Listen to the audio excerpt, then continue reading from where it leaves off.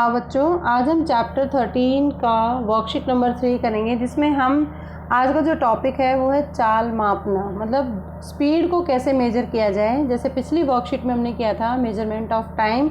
And ये मैं हर बार बताती हूँ कि ये वर्कशीट आपको हिंदी और इंग्लिश दोनों मीडियम के बच्चों के लिए अवेलेबल है। पहले हम हिंदी में करेंगे, उसके बाद इंग्लिश में करेंगे। तो चाल क्या है? सबसे पहले चाल का फार्मूला हम पहले वर्कशीट में पढ़ चुके हैं, दूरी बटा समय।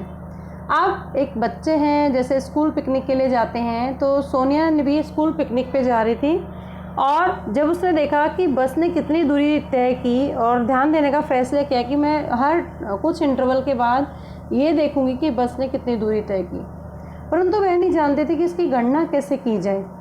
तो यदि आपको भी किसी भी वस्तु की चाल ज्ञात हो जाए तो आप दिए गए समय में उसके द्वारा चली गई दूरी ज्ञात कर सकते हैं।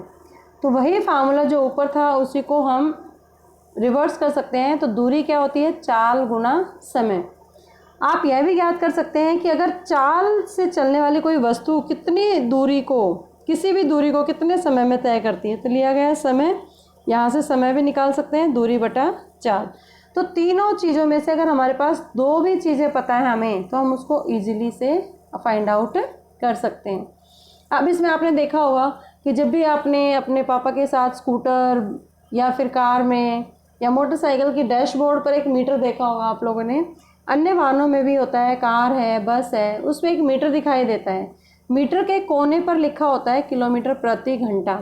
इसे चाल मापी कहते हैं, क्योंकि ये स्पीड माप रहा है, चाल माप रहा है, जिसको स्पीडोमीटर यंत्र कहते हैं।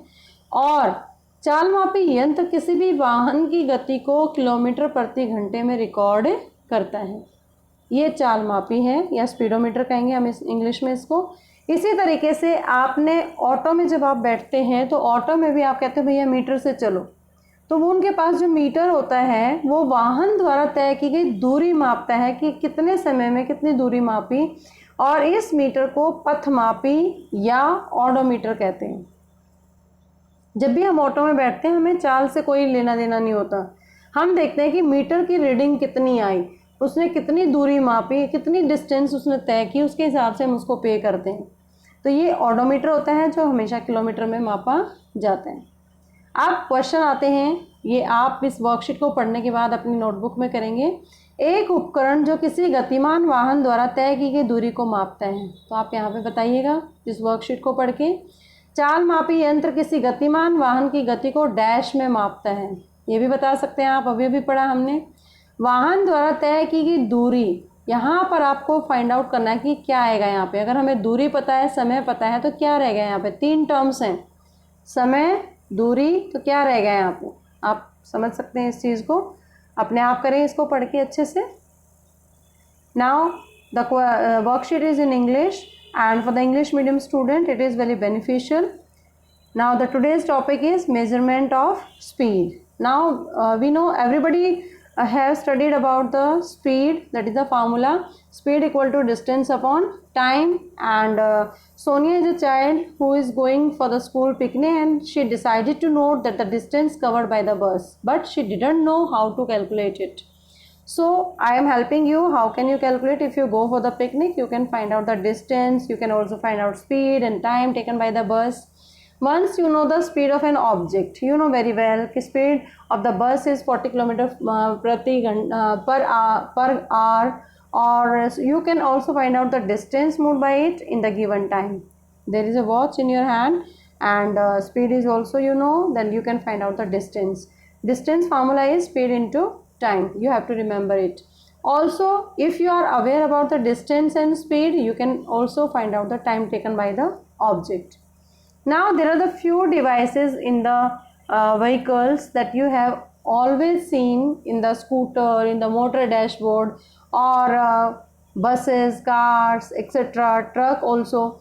So every vehicle has a dashboard, and that dashboard of the car and the buses and the other vehicles, where one of the meter has kilometer per hour written at the corner, and this is called speedometer. It record, what is the speedometer? You can write the definition. It records the speed directly in kilometer per hour.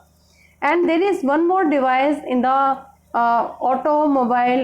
You can see when you visit through a auto, There is another meter that measures the distance traveled by the vehicle, and this is called odometer.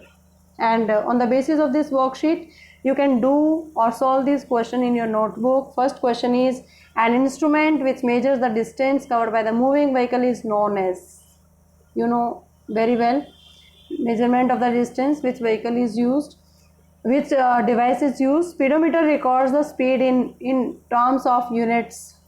And the third is distance covered. There are the three terms you have also studies: distance, time, and speed. Then you know time, you know distance, then which is missing here, that is the, you understand from this. And same is here in the question number 4. If you are aware about time and distance, then the third term is missing here, you can write that third term. I hope you understand the concept.